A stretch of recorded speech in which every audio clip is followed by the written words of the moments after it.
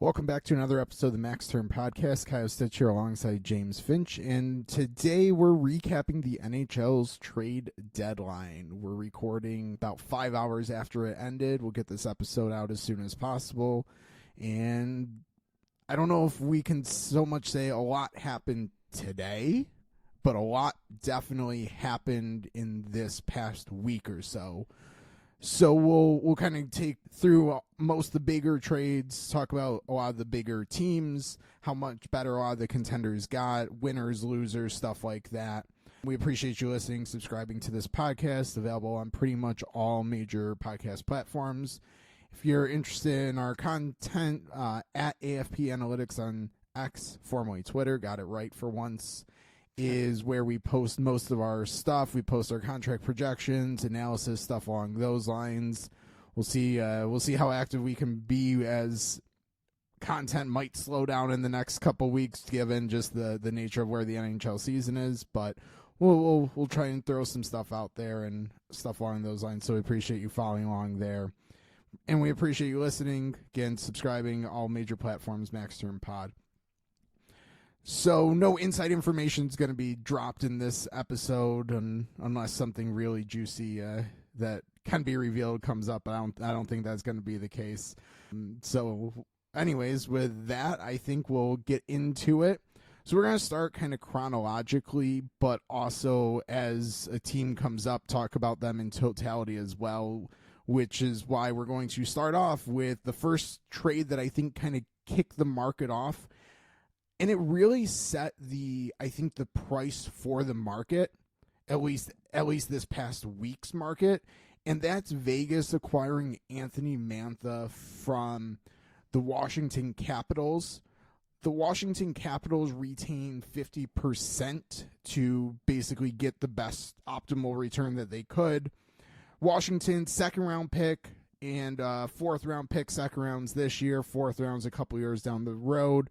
Again, Vegas got Anthony Mantha at 50% salary retained, which is massive because it then allowed them to make subsequent moves later in the week, acquiring Noah Hanifin from the Calgary Flames.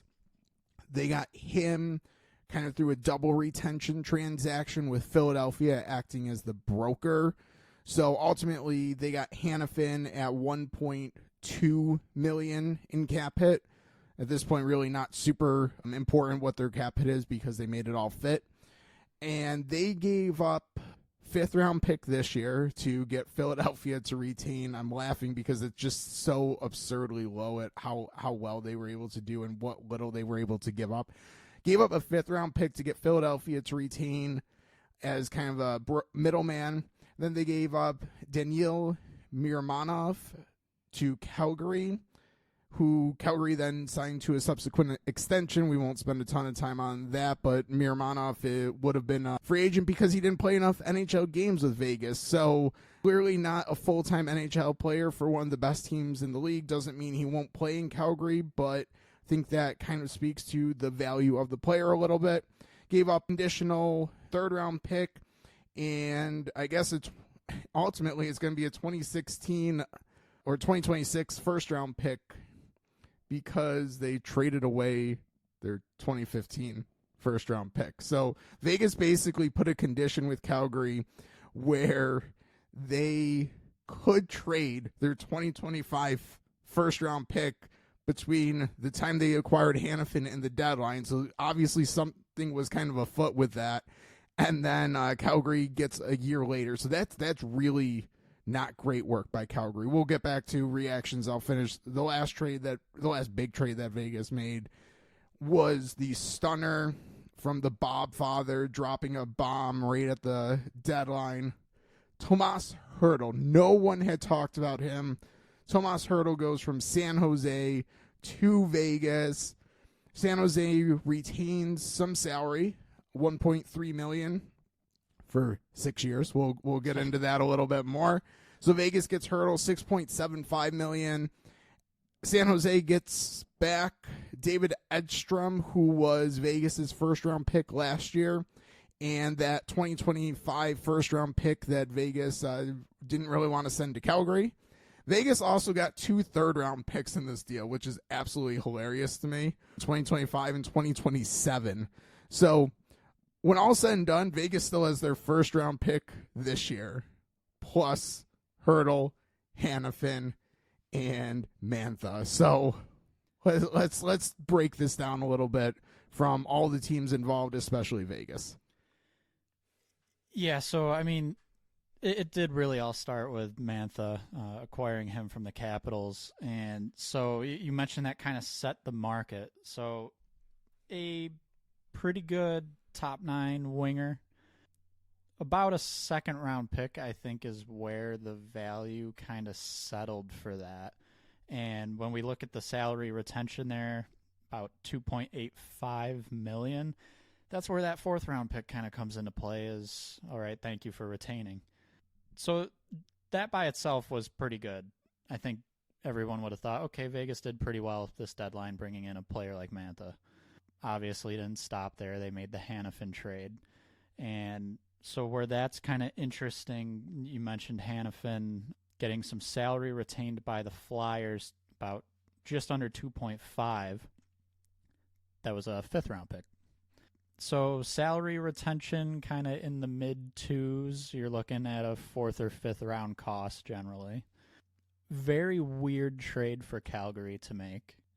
I think a big part of that is it was coming out a lot that Hannafin was kind of, even though he didn't have the trade clause to block the trades, he was kind of using his willingness to sign an extension against teams, really limiting the market there. So that might be why this deal was sort of underwhelming. Getting a 1st round pick is great. It was kind of funny that Vegas was able to say, well, hang on, we'll decide later which one we're going to send to you. Really shows Calgary just didn't have the leverage in that situation. So really great on Vegas bringing in Hannafin. So at that point, they get Mantha and Hannafin for about $4 million combined. That's pretty crazy. Still haven't given up a whole lot, like some decent assets, but not a whole lot. And I think everyone wanted to say, okay, Vegas is done. But they had space to work with still, so they couldn't for sure say that.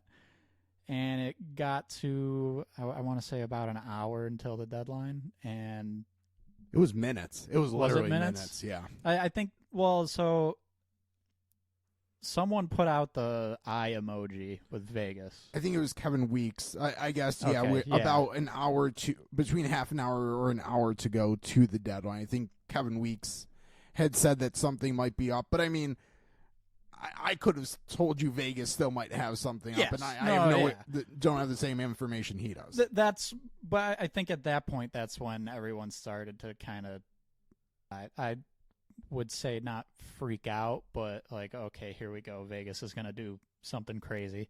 And it pretty much was crazy. Like you said, Hurdle wasn't really talked about. I think earlier in the year, it was mentioned eventually he would get moved. It probably wouldn't be this year. It would be maybe in the off season. For him to be moved and the way that it happened, there's a few things I find just very wrong from the San Jose Sharks perspective here. So I'm going to run through those. I'll let you comment after. Salary retention. You have a arguably first-line center who is getting paid a very reasonable amount of money. It was a little over $8 million. And you're retaining salary on his contract. And like you said, that's going to be for 6 more seasons following this one. At the same time, you already had 2 salary retention spots locked up in Brent Burns and Erik Karlsson. Karlsson for 3 more years, and Burns, I think, for next year. My issue with that scenario is another player that was talked about as possibly being moved out soon is Logan Couture. If he was going to be moved out this offseason, you would have to retain. He's making $8 million, and he's not worth that anymore. If you have to wait 2 seasons from now to the following offseason, you're going to be trying to trade a 36-year-old Logan Couture. Not going to be easy. So very odd that they would retain on someone like Hurdle. The next issue I would say here. Why, for a first-line center, you basically got a first-round pick? And I guess some would argue 2 first-round picks because Edstrom was Vegas's first. There are people who like the player, but generally think like maybe he's a good third liner in the future. And then my other issue here is, if that's the best deal you could do, why are you doing that now? There's no reason to make that trade now. Wait till the offseason when everyone's got plenty of cap space. There's going to be way more teams interested, willing to make a deal happen. You don't have to rush. He's not a pending free agent. He doesn't even need a new contract this offseason. There's 6 more years after. So it felt rushed. The value does not seem right at all. They even gave up those 2 third-round picks themselves. And then the retention slots all being filled for the upcoming year as well. It's just very odd. Like, I just kind of sat there like, why did they do this now? I was not stunned that Vegas went and got Hurdle and made that type of splash. I'm stunned looking at the final, basically, trade. Vegas got more assets in this trade than San Jose did. And quality, I mean, Vegas got the best player and 2 draft picks, and then San Jose got a first-round pick from last year, and not even this year's first-round pick. They got the first-round pick 2 years down the road, which is basically every single year a pick is pushed down the road, it diminishes in value. So a first-round pick in 2 years, to me, is the equivalent of getting a second-ish this year. Not 100% equivalency, but it's not far off. Usually I like to think of maybe 1 year down the road as kind of 1 round later type thing. So if you use my logic there, they got a first and a second for Hurdle. And that would maybe be okay if Hurdle went full cost. But now San Jose's locking, and I'm not going to say it's good, would have been good. Yeah. But I think it's okay if they move on from Hurdle, get a couple decent assets, don't have that contract on the books, still have a salary retention spot to move Couture this summer, as you said, and I think that looks a little bit better for San Jose. Yeah. But retaining the salary and pushing that first-round pick a year down the road is just absurdly bad. Yeah, and I would say it's not even something we really should get hung up on, but those third-round picks being in there, like, I have absolutely no idea how they came to the conclusion that was reasonable. Yeah, Vegas is going to flip those in another year or two for I mean, third-round picks this year would have gotten you, I mean, basically Mantha. Like, if they had given up 2/3, that might have been the same as the second and fourth they got Mantha for. So, like, a player like Anthony Duclair went for a third. Yeah. Another Shark. Yeah. So, I mean, it's third-round picks obviously aren't as valuable as first and seconds, but I don't think they're quite as much a throwaway pick as, like, a fifth. There's still some value there. You can still get some decent players at a deadline, which I don't necessarily think San Jose is using those picks to get players at a deadline soon, but there's still value there. And for them to have to send that to Vegas along with Hurdle and really not get that much back, it's weird. And from the Vegas standpoint, so you got Mantha, you got Hannafin, they probably already won the deadline with those 2 moves. And then to pull off a move like this where they kind of make the other team just look dumb. It's crazy. You kind of said, you mentioned you weren't really shocked that Vegas did this. This is what Vegas does at this point. It shouldn't be a shock.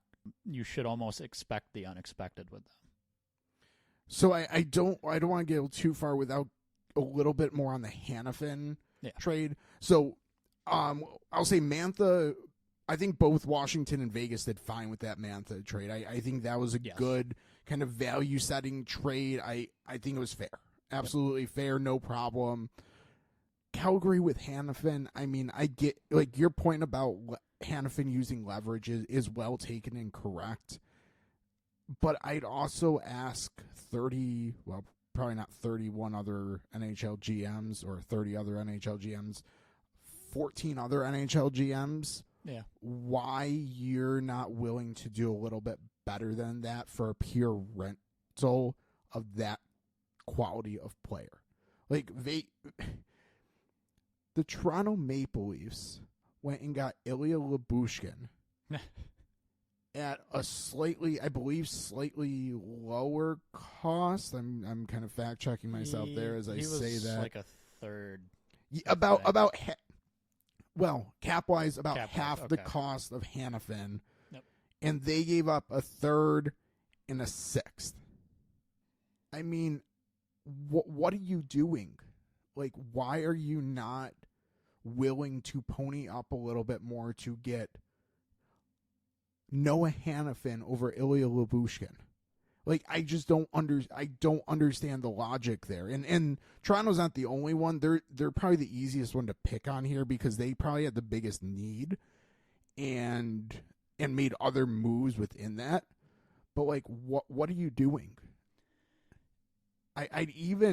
So Colorado ultimately had a great deadline, and we'll get to their moves in a minute. But like, why didn't they consider that move? I don't know. It's Toronto also, not to jump ahead too much here, but they also trade a third and a fifth for Joel Edmondson. So yeah. So basically, they could have given up the similar value to get a Hannafin. Instead, they choose a Lyubushkin and an Edmondson, or at least cap space. And then I just don't get the logic. Like, and that's Toronto, and they're the easiest one to pick on because I think they had the biggest need. But like, if you have Stanley Cup aspirations, your first round pick's not gonna, like, it's not going to be that much. Like, give up this year's first, give up a prospect, go for it. Like, most teams should have been able to make that Hannafin deal work. And the fact that no one was willing to beat Vegas's offer, I mean, who cares if he's a rental? Vegas didn't even give up that much for him. And that's the absurdity. Like, that's mind-boggling that's the best Calgary could do. But it's more of a reflection on every other team outside of Vegas. Vegas was willing to do it even if they don't get him re-signed. They don't care because they didn't give up much. Yeah, I'll throw this out there just because we did pick on Toronto a little bit. Sometimes Canadian teams just don't want to trade with Toronto. And I'm not saying so Toronto tried. I don't know that, but you never know.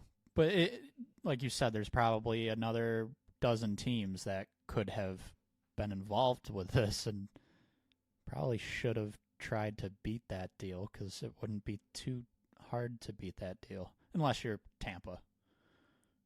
I mean, okay, and if Calgary didn't want to trade with Toronto, that's also absurd. Like, it is. I'm more just throwing that out there because I'm not disagreeing with any of that, but just the absurdity. Listen, like, you sound like we're talking about middle schoolers at the lunch table trying to trade their like juice boxes for a chocolate bar or something. Like, you just won't trade with that guy sitting across the table because you don't like him. I would sort of maybe, depending on the player, understand if you didn't want to trade that player to a division rival. So that's not what this is. It's just a Canadian hockey history thing that people don't want to trade with Toronto. Yeah, it doesn't make any sense. The only team that I could understand Calgary not wanting to do a deal with is Edmonton. That's maybe. Well, that's kind of what I'm alluding to with the in-division rival. Like, that would sort of make sense. And yet they did trade him to another division. Like, yeah. They're like Vegas is in the Pacific. Yeah, you could argue very much that Vegas is like they're the team to beat pretty much. I know Vancouver's good, but in general, Vegas is the team to beat in that division. I've never understood things like that. Maybe they're overblown in the media, and it's really not like that too much. But yeah, anything else you want to touch on? I was going to say, I think we've Vegas probably is the clear winner of the deadline. If you had to pick one team, it's Vegas. But with that said, other like true contenders got better as well. Yeah. So once I think the Mantha deal we had to start with for a lot of reasons because again, as I alluded to, it set value. Yes. Because Vladimir Tarasenko the next morning basically went from Ottawa to the Panthers, and I saw one Twitter account, I won't call out the name, but just one Twitter account. Well, if Mantha gets second and fourth, Tarasenko is definitely in first. That was never going to happen. Tarasenko was always going to slot in behind Mantha. Yeah. And the fact that there was a no movement clause there made it even more so. So Tarasenko wanted to go to Florida. Ottawa probably actually did pretty well given they had no leverage. I think they did very well. So a third and then a fourth that could turn into a third if Florida wins the Cup. Tarasenko, when he got to Florida, was doing his press conference. He said Florida was the team I was willing to go to. That was it. That return's very good for that situation. It's not a Hannafin situation where I don't know if I would sign with that team long term. This is a player who could absolutely control, I'm going nowhere but Florida. So to get a third and a fourth, possibly turning into a second third, that's actually really good. I don't think that was the initial reaction from Senators fans because it felt underwhelming, but considering the situation, that's a good return. I think even hindsight now that we know how other deals played out, it looks even better. Yeah. Given and we'll get there. Given Jason Zucker went for I think a fifth, and we'll get into that. We'll get into maybe a sixth. We'll get into Arizona later. Yeah. So Florida, Tarasenko was their big move. They actually were pretty quiet outside of the other move was getting veteran winger Kyle Oposo from Buffalo. Oposo had also made it clear that Florida seemed to be where he wanted to go, and the Sabres did right by their captain, which is a good move by the team there. Buffalo got basically nothing in return unless Florida wins the Cup, then a seventh-round pick becomes a fifth-round pick, so a little more than nothing. They got a prospect who's probably an AHL basically only type of guy. So Buffalo basically sent Kyle Oposo where he wanted to go, and that's good. And I think that's a good fit for Florida too. Yeah. He's a sneaky good depth player who can play with some more skill. Like the legs aren't quite there anymore, but like he can bring some different elements to the Panthers. I think the way that the Panthers play, kind of in two aspects. I don't remember who put this out. Someone kind of cited that the Panthers, I believe, are the top team in kind of a dump and chase play style. Oposo, at this point in his career, that's probably good for him. And then just kind of the high intensity, I think that was something that oftentimes was lacking in Buffalo. I think he will be able to kind of step into that in Florida, and it's going to be a fourth line role, maybe a third line at times, just depending on injuries. And there could be times he's not even in the lineup. That's very possible considering their roster. But for very little cost to Florida, that's a great pickup. Yeah, I mean, Florida now has a kind of versatile in that he can play up and down the lineup if absolutely needed. Depth piece. Again, I'm not saying he's going to necessarily play second line minutes, but random game where someone's a little nicked up, and instead of throwing all your other lines out of whack, like you could put him probably there and he'll be okay for a game. So That's what teams that make deep playoff runs add. Again, I don't want to oversell it. I think it's a good addition by Florida. So Tarasenko's the big win for them for sure. Oposo's a nice little kind of cherry on top to their clearly the best team. Then Florida made a couple other moves that weren't necessarily trades. We're going to get into those in a future episode, mostly the Gustav Forsling signing. We're going to talk about that in a future episode. So subscribe and check back later for that. And then the other contender so Wednesday was a big day. Florida started off getting Tarasenko. Then Colorado made some moves. Yeah. Sean Walker in, Casey Middlestat in, Bo Byram out, Ryan Johansson out, and first round pick in 2025 out, basically to get rid of Ryan Johansson and get Walker. So Colorado started off like those were two big moves. I kind of texted you right before Friedman had tweeted it out that Colorado, bringing in Walker, moving out Johansson. I wonder if there's a Middlestat for Byram trade to be made, and literally a minute later, Friedman texted that out. I was just connecting some dots, no inside information there. Then Colorado wasn't quite done there. Yesterday, picking up Jakob Trenin, really, really good depth center, as well as Brandon Duhaime. I'm over Frenching it, I guess. Again, another really good depth kind of physical energy type of player. And then I don't know if I'm missing anything big. I don't think I am at this point. So they were kind of done yesterday. If my quick look through all the trades, I believe they were done yesterday. So basically, Middlestat in for Johansson. Byram becomes Sean Walker, and then some really good depth pieces for Colorado. Yeah, so the interesting thing here for Colorado, when I saw these deals play out, well, I guess there's a couple of things here. So Sean Walker trade was first. The big thing there is, sure, they acquired a defenseman who's having a career year, playing very well. Low-key big thing, though, is they sent out Ryan Johansson. Wasn't a good fit, and ultimately this trade brings in just over $2.6 million in Walker and sends out $4 million in Johansson. Okay, so they actually add a little space with this move. Then the Byram Middlestat trade drops. Well, Byram was making $3.85 million. Middlestat comes in $2.5 million. More space. And I want to say Colorado went into before this, kind of into this deadline week with not very much. It might have been like $3 million or something to work with. So then it's like, okay, not only are these moves good, they're improving the team. They've managed to actually get more space by making these moves too, which kind of allowed them to make those other moves you mentioned, the Duhaime and Trenin, which I think are really just important. So what they ended up doing here really is they got rid of something that wasn't working in Ryan Johansson, found the replacement to Johansson, so their new 2C is Casey Middlestat.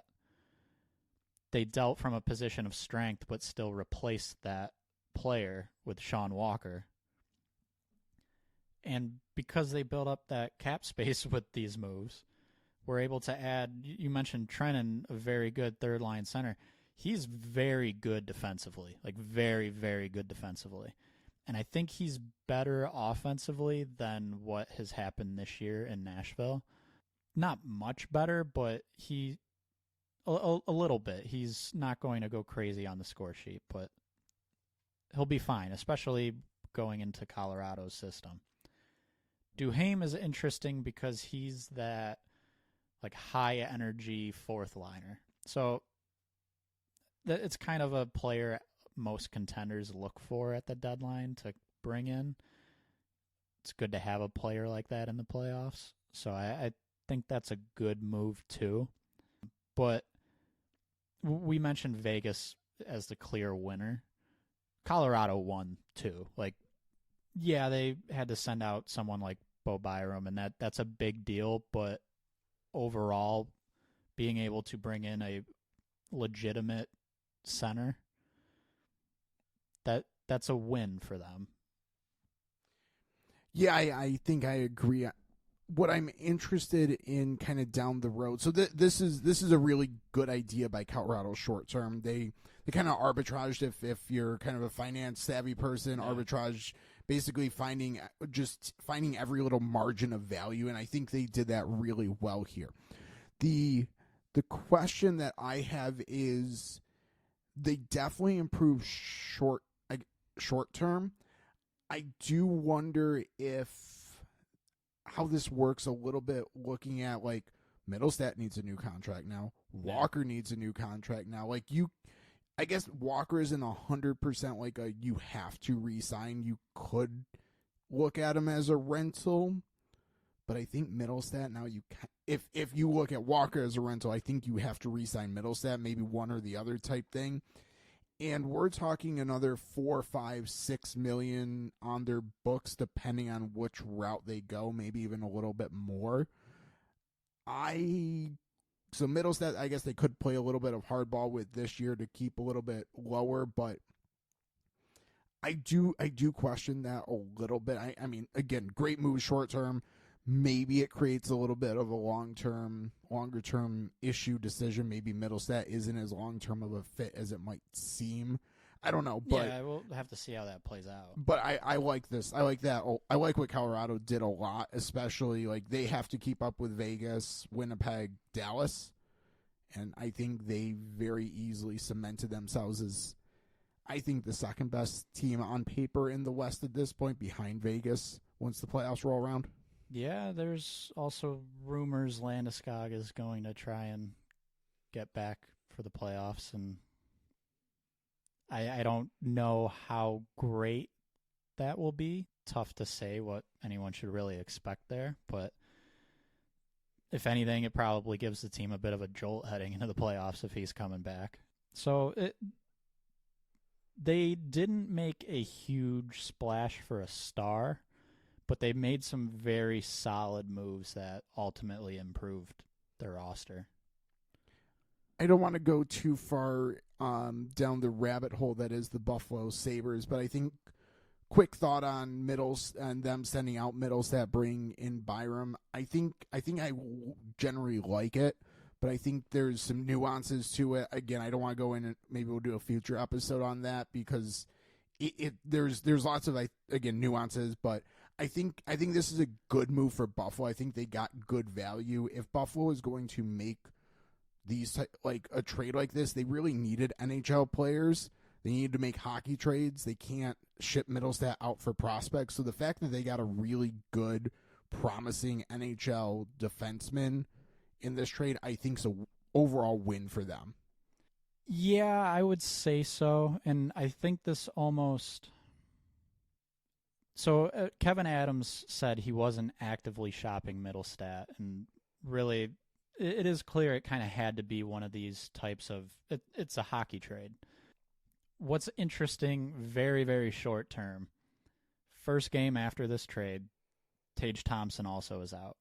And it was very obvious, and again, this is very short term, like this roster is not anywhere close to where it needs to be. Long term, Buffalo's penciling in Thompson and Cousins 1-2, which, fine. Where this becomes interesting is, I think, for Buffalo, we were expecting, okay, maybe they need to go get a top 4 defenseman this offseason. That might be less of the case now, and it might be more of they need to go find like a middle 6, possibly a center. So it's almost shifting where the need is this offseason. The interesting thing, I think, for Buffalo is as far as a ceiling of which player they have. I think they got the player in the trade with the higher ceiling, which from an asset management standpoint, higher ceiling, Andy's a little bit younger, just a little. That's a win. I'm just curious to see what it changes for the offseason plan. And that's where I think we'll save that for probably a future episode, because I agree. There's a lot of nuances there that I'd be interested in discussing, but now is probably not the time to do that. But I agree. No, good move with a higher ceiling. Yeah. Good move with the higher ceiling Byram. I think they did about as well as they could with the Middlestat trade. So then we have Edmonton getting in on the action. Sam Carrick and Adam Henrique basically bolster their forward/center depth. Send out a first-round pick this year, so they gave up a lot, relatively speaking, to some of the moves we saw kind of trickle out the next day or two. Yeah, I'm fine with it for Edmonton, though. They were able to keep their top prospects, and they have enough younger guys coming, so they can afford to give up the first-round pick. Henrique and Carrick, probably good moves for them, bolster up their forward depth. Could have, I'm sure, used the defenseman, but I think they're or goalie, but they things have been going well for them. I think keep basically stay the path. Yeah, and so I think ultimately this is fine for Edmonton. It's not great. It's not bad. It's a decent trade. You look around, you said how some of the other deals make it look like maybe it's a little bit steep of a price. Yeah, to an extent I agree, but at the end of the day, I think they made a move to make sure that they got someone in there, which Henrique's pretty solid. He'll be in their middle six, and a lot of people were saying with Sam Carrick, big penalty kill guy. So I think when people look at him, it's like, well, that's just a fourth liner. There's no value there. That's not really how teams operate. They see the value there. So I don't love it. I don't hate it. It's a fine deal. I mean, Carrick's, just like we talked about Oposo, the type of player you want in your pipeline for a deep playoff run. I shouldn't overlook Edmonton did also bring in Troy Stetcher, defenseman. Yeah. Not like super ground swelling, but Stetcher's a solid bottom depth pair guy. Again, another type of move you do to make a deep playoff run. So we kind of hit on the Leafs getting Joel Edmondson. They gave up way too much. Sorry. Third round pick this year, 5th round pick in 2025 for Joel Edmondson. That's absurd. It is.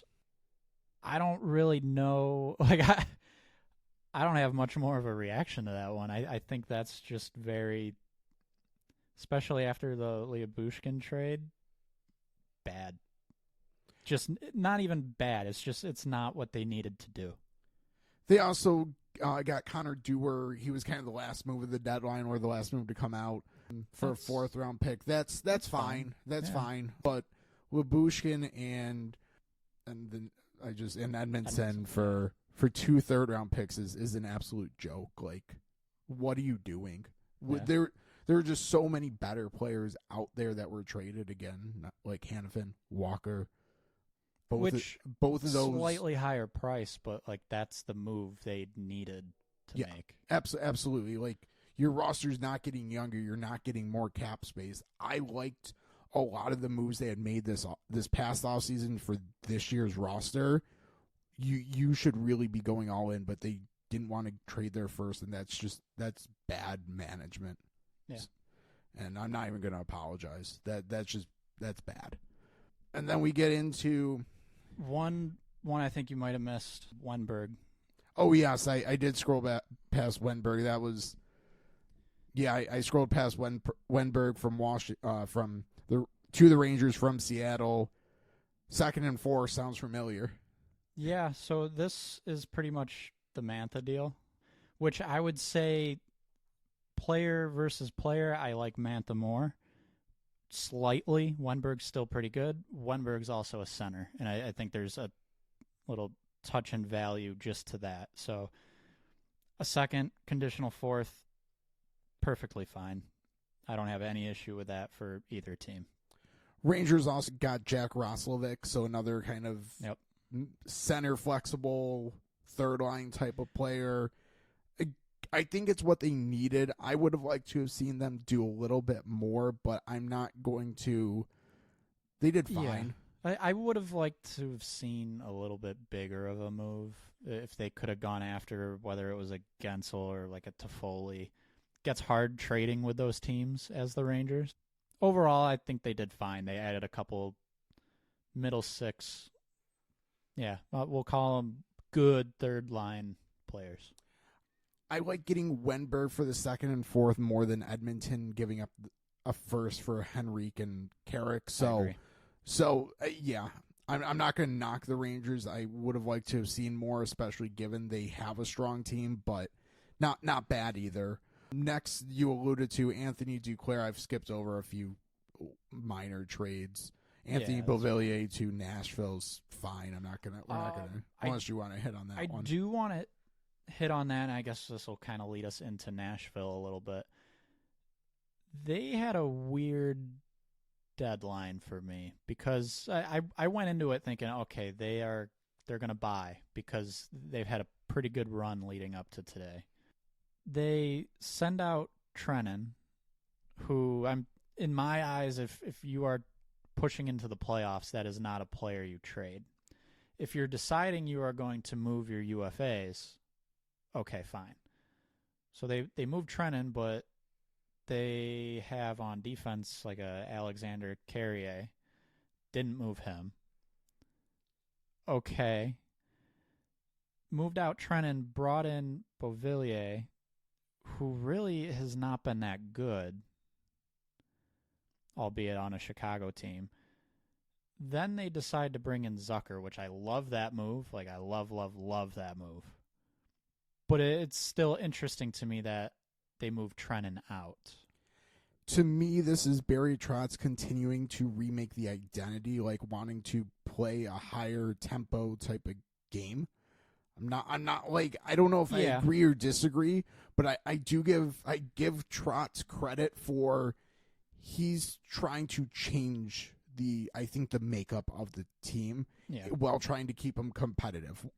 Whether those are the right moves or wrong moves, someone had also pointed out that Beauvillier was with Trotz in New York, so maybe Trotz has something, some insight there that maybe he thinks that he'll work well with the organization. We'll get back to Zucker.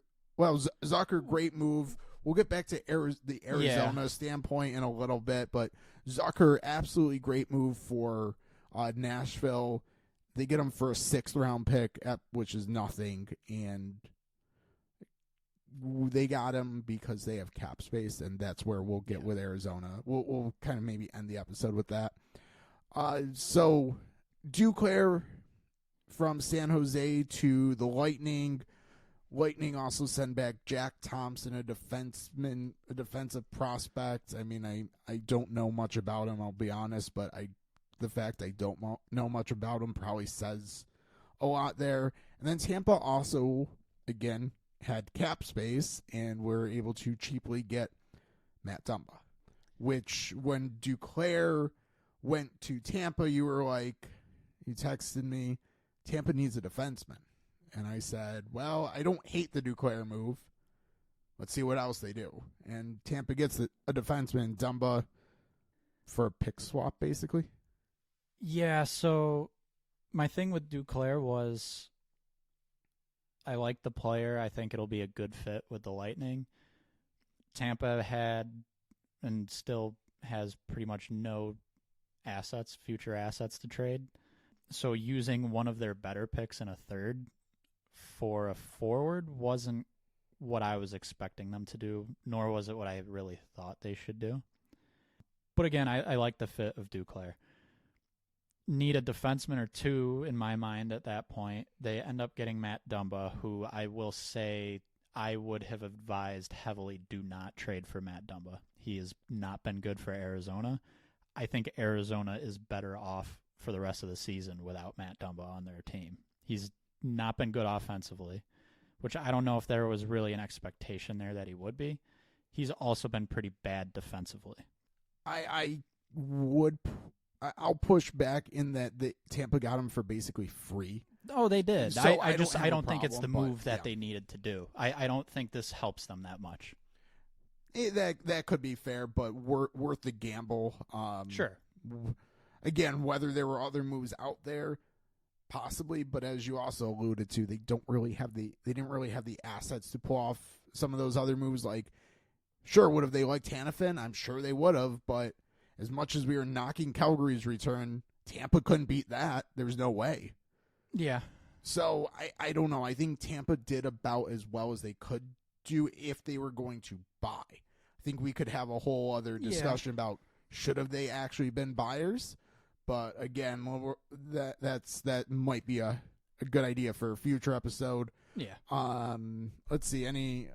So I skipped over a few trades that kind of went down chronologically. I think so. The next two trades to talk about is what Carolina did. In Jake Getzel.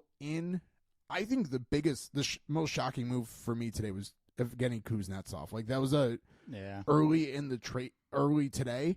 I was shocked, and we'll talk a little bit more about that in a second. But Carolina brings in Getzel, sends out Bunting, 3 prospects who project to maybe be middle 6 type of NHL players, a second-round pick that could become a first, probably he's going to stay a second, and then a later-round pick to Pittsburgh.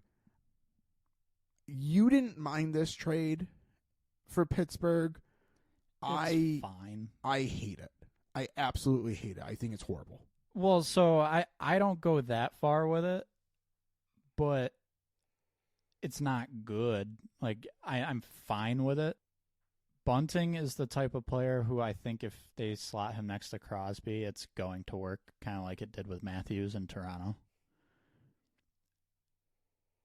A handful of prospects who are going to possibly be decent players, okay. The second, okay, if it becomes a first, sure, that's good. I don't care about the fifth. So, or the possible fifth. I don't love it by any means for Pittsburgh. I would have expected more. My big issue for Pittsburgh was they didn't get any of Carolina's top prospects. And I don't even mean like the very top. I mean even like slightly next tier, the number 3, 4 guys for Carolina. Not even that. It was a step below. You had the top asset available at the deadline. That's very underwhelming. I also wonder if you're going to use salary retention to get value, maybe Carolina wasn't interested in a full retention, like it didn't matter to them. But that just, it feels interesting that, like, why only 25% of Gensel's salary when, in theory, you could truly maximize the retention value. It's not much more. You'd maybe get another, maybe that fifth becomes a fourth. I mean, I don't want to say I like this deal for Pittsburgh because I didn't. I think it's quality over quantity. That's the way I put it. Or quantity over quality, sorry. I mean, the entire deal comes down to can Michael Bunting produce at a level of Jake Getzel, basically, or a small step down.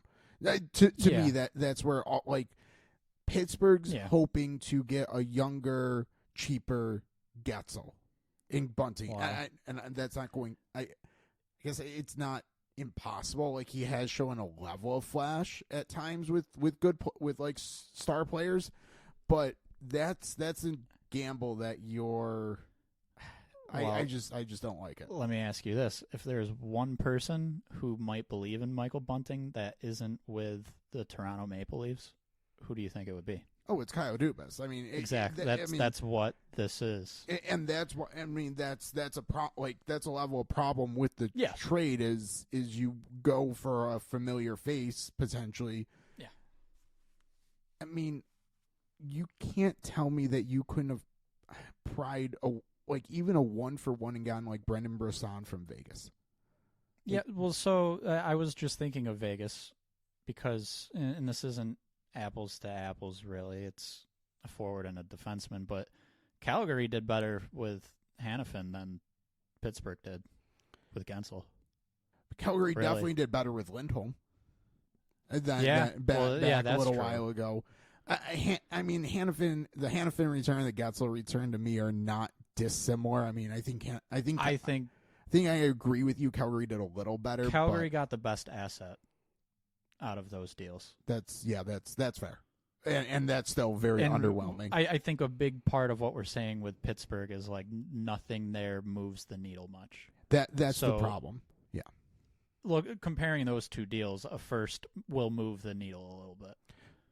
And so Pittsburgh, they don't need these middle six depth players that are a couple years away. They don't need that. That's my problem is if they had gotten Bunting and... So I will say the Ponomarev, he's pretty much expected to be able to go right into the lineup. He supposedly was going to make Carolina's lineup at the beginning of the season, and he got hurt. So they could have something right away there. But again, yes, it's nothing great. If you could have gotten Bunting, and I'm not saying Carolina was necessarily willing to put like a Necas on the table, but if you could have gotten Bunting and Necas and nothing else, I don't think that's happening. No. Or Bunting and Carolina's top prospects, whoever we want to say that is, in Pittsburgh's eyes, fine. Yeah. Or, again, even like a trade with Vegas and get Brendan Brisson, fine. Yeah. I just, I don't know. I'm probably more fine with Bunting as a player in general, but as the centerpiece of this return, when Pittsburgh really needed to get significantly younger, cheaper assets, they just didn't do it here.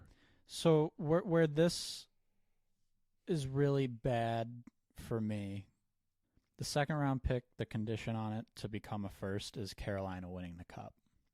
That's not good enough.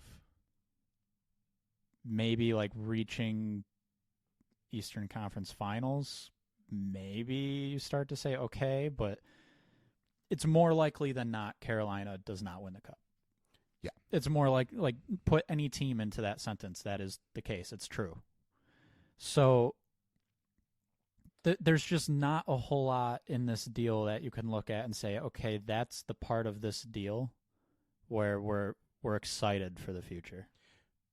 Quick clarification: the second becomes the first if they make it. If they make it, Cup finals. Still, yeah. So they have to win the East. Yeah, that's not likely enough. The most protection that should have been on there is if Carolina becomes a top 10 draft team this year. That should have been the most conditions on there. And the fact that Pittsburgh couldn't even get that is again, I can't believe it. It's just not good enough. Yeah. They went for a deal. I wonder if there was a better deal out there, because this feels very much like the two things I see here is Dubas got Bunting in this deal, probably very specifically. And they went for a quantity return and might be hoping one of them hits big instead of taking maybe a roster player and one prospect.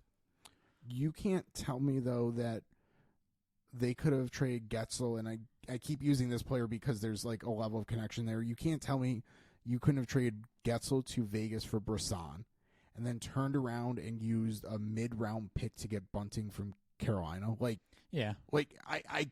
You can't tell me that wasn't a possibility. Bunting hasn't fit in Carolina that well. There's no way that they would have, that if Pittsburgh was willing to basically take him full salary, full contract, I can't imagine they say no. So you probably could have sent Gensel elsewhere and then still got Bunting if that was your desire to kind of replace Gensel with Bunting, which that could work. But yeah, it's just the overall asset management here that I just can't believe that Dubas kind of did.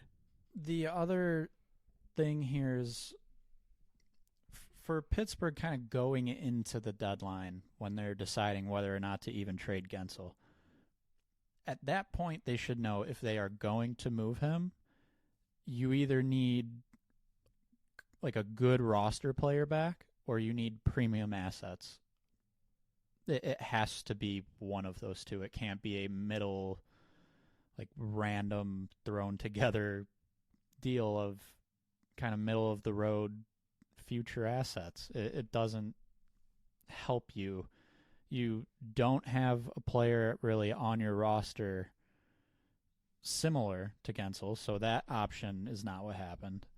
And then the premium assets didn't happen either. And the idea there is you could use those to then turn into a really good roster player. And I don't think they can really do that with these assets. So sure, they get younger. GMs love to say, oh, well, this is really helpful because we got younger. But that should not have been the priority right now for Pittsburgh if the idea is they want to contend next year. That it should have been get the best possible assets. So it's quantity over quality. I don't know how else to really put it, and that's not what Pittsburgh needed to do. Yeah, and I think once Pittsburgh went that route, they should have made more moves. The only other move is they sent Chad Ruido out for like a fourth round pick to the Rangers. Which I do want to comment on that deal. It is sort of separate. Ruido is a pretty solid bottom pair. Like, if you can't ask for much more from a bottom pair defenseman, and cost a fourth, not to get away too much, that's the deal Tampa should have done. Or Toronto. Yeah, but I just kind of, to piggyback off the Dumba conversation, that is the deal Tampa should have done, which... I mean, they could have done both. Yeah, they could have. They probably should have. But getting back to Pittsburgh, Ruido trade, fine.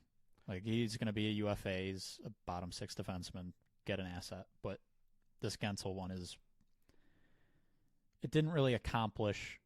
There were a couple avenues they could have gone down, and they didn't really go down either. Yep. And then Carolina also picks up Kuznetsov. Again... I was shocked by this one in that we recently released an episode on the cap situation for Carolina and how they don't really have the money to do probably as much as they want to do. So they already committed that Kuznetsov is going to be one of their kind of players for next year as well. Like 3.9 big if he can get back to playing a kind of elite style, like playmaking style isn't bad, but like this might impact their ability to get a deal done with Necas, Jarvis, keep some defensemen. I don't know. I kind of scratched my head a little at this one, and they gave up a third round pick in the process. It's interesting. In general, Carolina strikes me as a team, one of the few teams where they could do something crazy, whether it's the deadline or more likely in the off season. So that's one thought that pops into my head of going back and thinking about the Hurricanes conversations we've had on previous episodes, everything they need to do. Probably something's going to happen that we're just not thinking of. Decent chance. Looking at Kuznetsov specifically, I wonder if this is almost a perfect fit for him to rebound. Like, if he's going to rebound somewhere, Carolina's a team who is very strong defensively. Kuznetsov is not that kind of player. So it could very much be a poor fit, but I wonder if this kind of helps him be good enough defensively and then be able to provide a little bit of offense. Because if you go and look at Kuznetsov's defensive numbers, they are atrocious. Like, some of the worst you will ever see. To me, there's no way a player is actually that bad. Everything that's gone on for him, just, I think Washington was no longer a fit. I'm curious to see. I almost wonder if this works out very well for Carolina. It's a weird risk to take right now, but it wouldn't shock me if it paid off. Yeah, I agree with that. My two just head scratching is one, Carolina next offseason or going into this offseason already seems to potentially have level of cap crunch. Like there's going to have to be a remake of the roster, which is fine. And two, you mentioned very early in the episode, like the price of retaining salary. They gave up a 3rd-round pick for 2.75 salary retained. That's in next year's draft, I guess. But well, the big thing there is it's this year and next year, where a lot of the 4th and 5ths were for rentals. That's fair.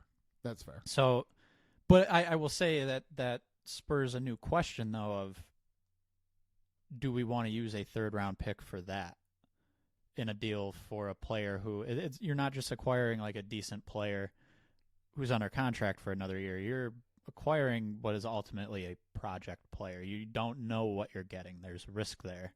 So I think the real question isn't necessarily even the value matching up pick-wise. It's almost more just in general, is this the move we want to use that pick for?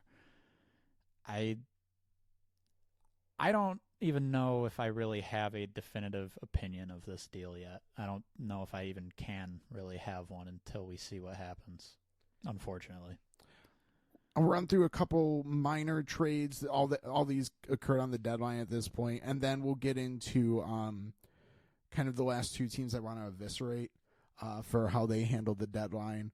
Already alluded to Arizona, and then we'll save the last team for a minute. You probably know who I'm thinking of. So a couple other minor like veteran trades. Patrick Maroon going to Boston seems exactly like a Boston Bruin fit. Minnesota doesn't get much back. And then Flyers get Eric Johnson from Buffalo for a 4th-round pick. That seems like a pretty hefty price for Philadelphia to pay. Leadership and cup experience. Yep.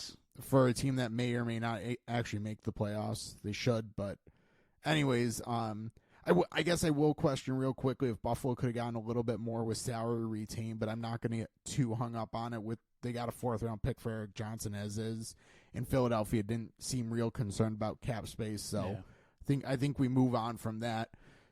So I skipped over a big trade because it's the team I want to eviscerate.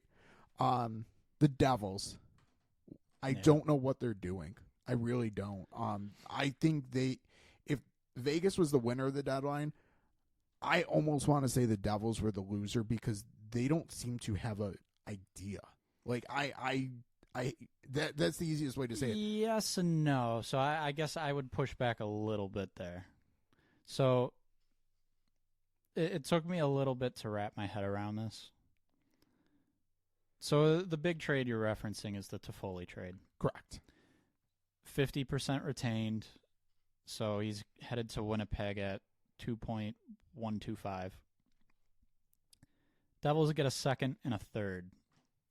That's probably fine for Toffoli, considering the other prices, which I will say I don't need to say a whole lot here, but I love that for the Jets. Oh, yeah.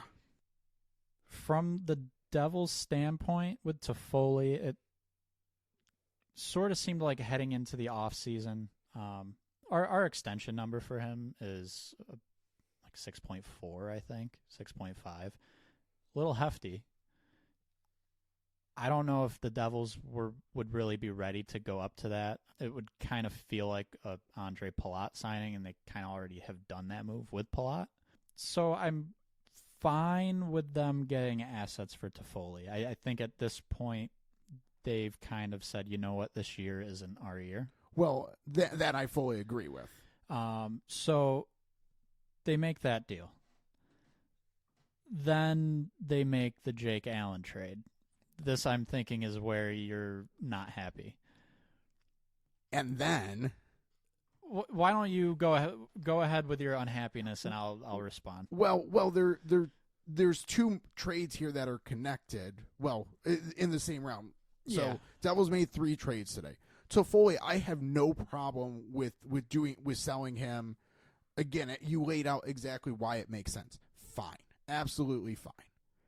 Then you turn around and you finally decide to actually do something about your goaltending situation when you just sold one of your top forwards, you go and get not only Jake Allen, but you also trade Vanacek for probably a short-term upgrade in Kaapo Kähkönen from San Jose. So you get Jake Allen for not only this year, but next year. And Kähkönen would have been maybe the move to just make in a like you can make that Vanacek for Kähkönen move as is and not get Jake Allen. And then, you have a roster spot for a goalie next year from maybe, I don't know, someone in Calgary named Jacob Markstrom, who's or someone in Boston. Or someone in Boston named Linus Ullmark. Or someone in Nashville. Or UC Sar. Yeah, exactly. There's 3 goalies out there that could probably be had this offseason, and you just went and got 2. And yet you went through the entire season, fired your coach, and then realized, goalie's an issue. Well, anyone watching that team knew goalie was an issue for months, and it takes you this long to make that move while also selling off a player is just, I don't know what New Jersey's thinking. Like, it makes no sense. Well, so I'm going to tell you what they're thinking, or what I think they're thinking. Where do I want to start?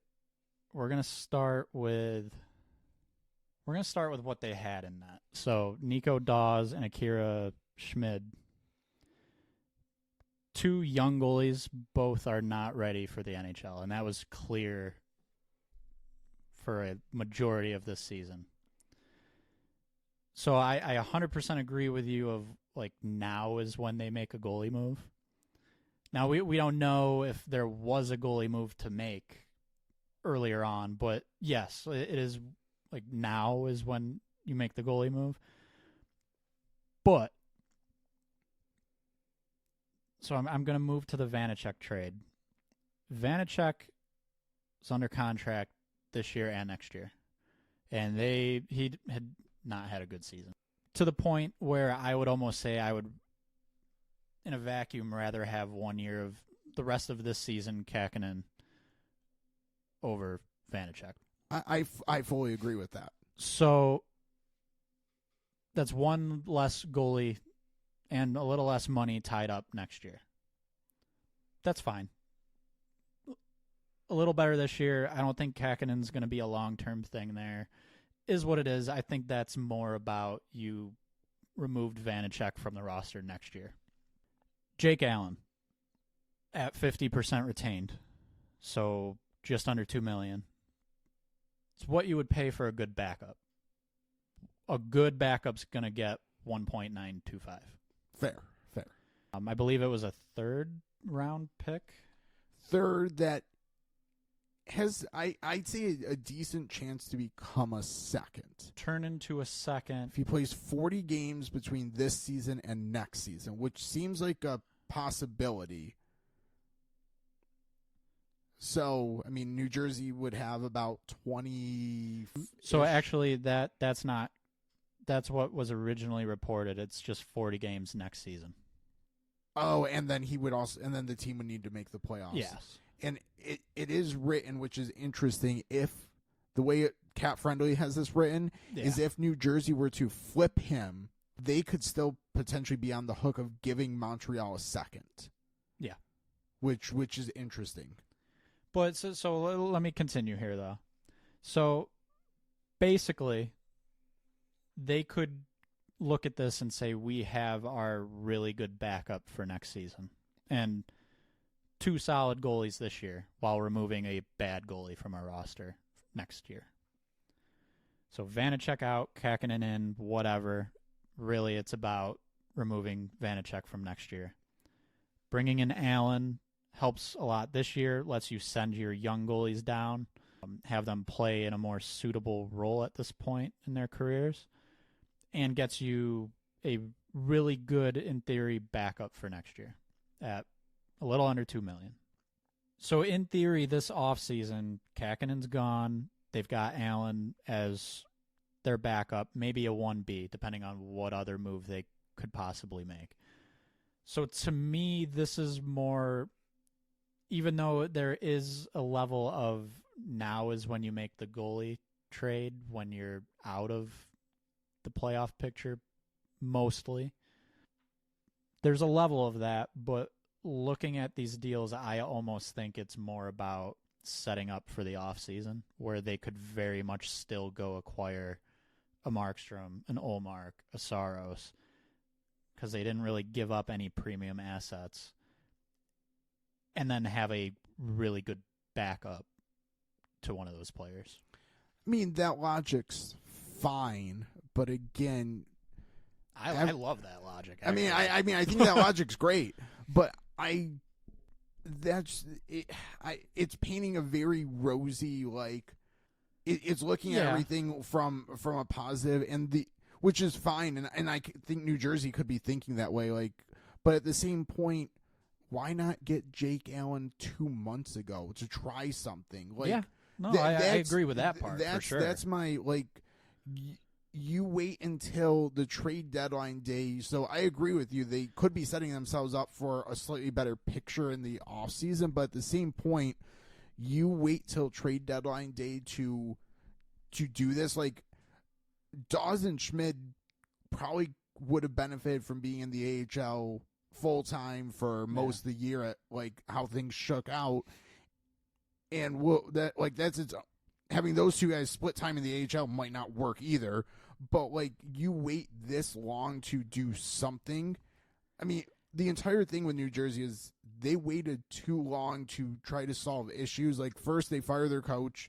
That hasn't immediately bounced them back.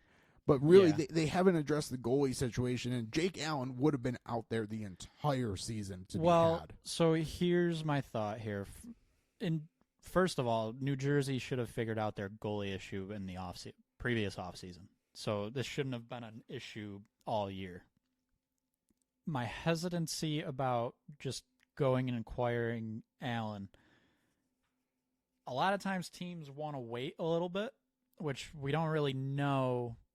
Montreal could have been willing, but let's say instead of now, which is a third that could become a second, what if 2 months ago it was, well, no, we need a second that can become a first? Do you make that trade still? Maybe, but Jake Allen honestly has not had a good season. He's been pretty bad this year. Yeah, and I'm not saying that's the case of what happened. I'm more trying to highlight we don't really know what was actually available then. Not to excuse New Jersey for not ultimately figuring out a way to acquire a starting goaltender, but it's very possible there just wasn't an actual deal to really be had earlier in the year. My biggest issue with that is that shouldn't have even been an issue in the first place. It really goes back to last offseason of that's when you acquire your goaltender. It's just too much for me. It's too much indecision with New Jersey. Yes. They had too good of a team, and the GM basically let the season waste away. Yes, and I agree with that. And then you could be setting yourself up for an off season. We'll see what happens. Maybe it looks a little better in hindsight, but, like, it's just, to me, absurd that you literally wait to the deadline to make what seemingly was an obvious move for months. Yeah.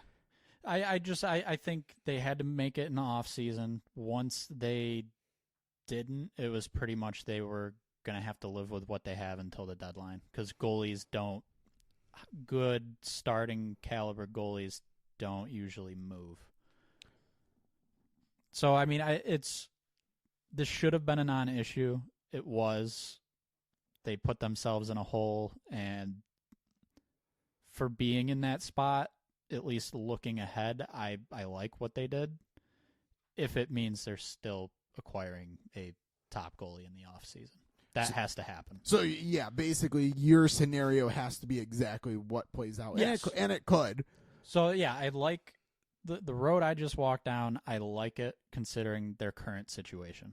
Shouldn't have gotten to this point, but we're here.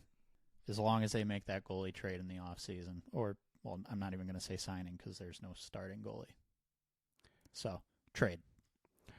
So we'll finish this episode with the fact that the Arizona Coyotes refuse to retain any salary on either of their trades, and basically we're fine getting nothing for Dumba. You've talked about not like I don't know how much value would have been there, but Zucker for a 2027 fifth-round pick, probably because you didn't want to retain a single dollar of salary. Sixth, fifth and it's round. Oh, it's sixth. Sorry, I'm looking at the Dumba trade. And it's Dallas, so it's pretty much a seventh. So, 2024 sixth round pick from Dallas. Yeah, so that would be a very late sixth round pick. That's absolutely ridiculous. So the Dumba one, maybe there wasn't the value there. I can't believe that a team that wouldn't have paid more for Dumba at like $2 million. You look around like Eric Johnson, Labushkin, Edmondson. I don't like acquiring Dumba. I don't think he fixes an issue at this point in his career. But those other players I just mentioned, I don't think they're fixing the issues at this point in their careers. So they should have been able to get more for Dumba.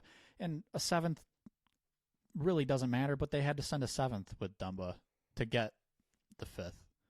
So it's just odd. Very, very odd. Not willing to retain. The Zucker one's crazy because I think I've said before in a previous episode, going into the deadline, looking at like the middle six winger market, Mantha was definitely who I was looking at, but Zucker was probably right behind as one of the top options I'd look at. And you only get a sixth. And I'm not just saying this to be funny, even though I find it funny. It's pretty much a seventh round pick. That's insane. And it really just highlights Arizona as an organization and possibly their ownership even of just, it's embarrassing. It's ridiculous. That should almost be embarrassing for the league, honestly. Yeah. There is, so as you just said, you preferred Mantha slightly over Zucker. I mean, not by a ton, but you could probably we could probably sit here and argue, make a case for basically both players being maybe the slightly preferred asset. Washington retained 50%, got a second and a fourth. Yeah. Arizona has cap space, could have very easily retained 50% and probably gotten second and a fourth, maybe a third. At minimum, they should be like the top asset would be a third, like minimum, I would think. And because, as you said, ownership probably didn't want to pay him any more than they had to, got nothing. Absolutely nothing. Ownership who is currently not sinking tons of money into a new arena because they've struggled to get that done too. It's embarrassing for the NHL. It should be. Yeah. I mean, yeah. We can argue about the Sabres not retaining money or getting involved in retained salary transactions, but they did okay today. Like can't. Arizona had one of the top wingers available and got nothing. At the point of the Zucker trade, his full salary would have fit two contenders, Nashville and Detroit. At the time that trade went down, without any type of salary retention, only two teams. So it's very possible Detroit wasn't even interested. It kind of seemed like Detroit was fine standing pat this deadline and not doing a whole lot. So I think Vegas could have fit it if they hadn't had that Hurdle trade in the works.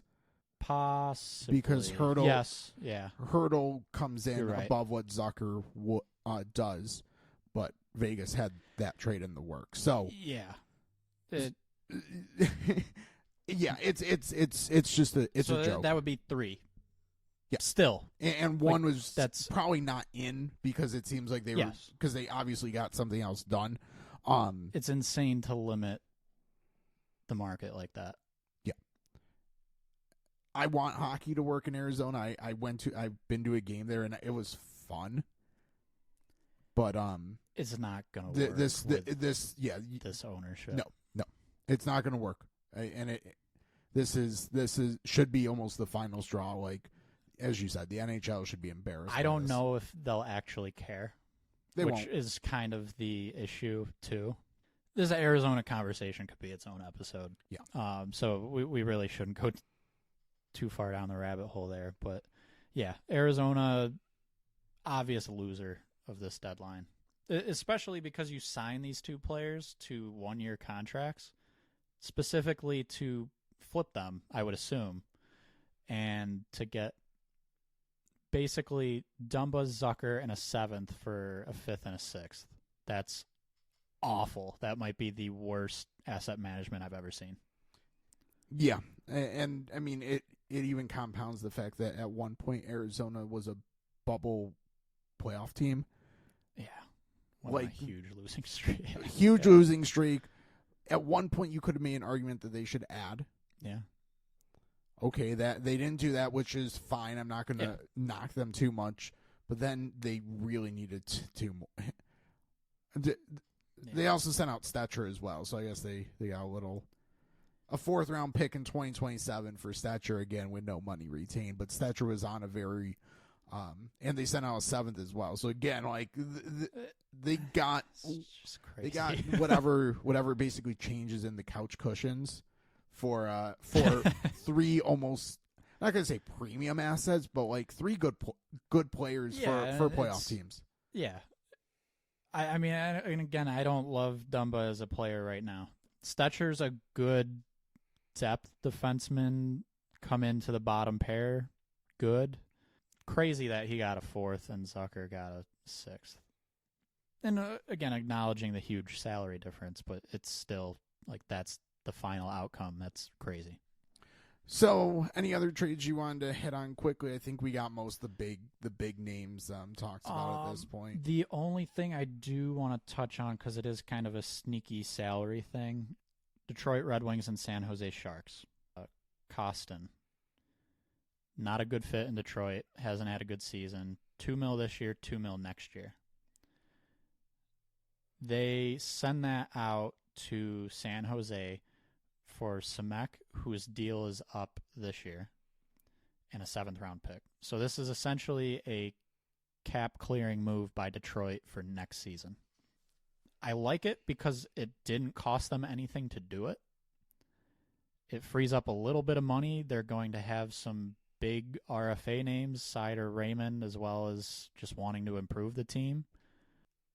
So I actually love that from Detroit as far as just a cap management standpoint. Doesn't hurt their team this year either. He wasn't good. I don't know what San Jose, I think, is pretty much just getting an NHL body for next year.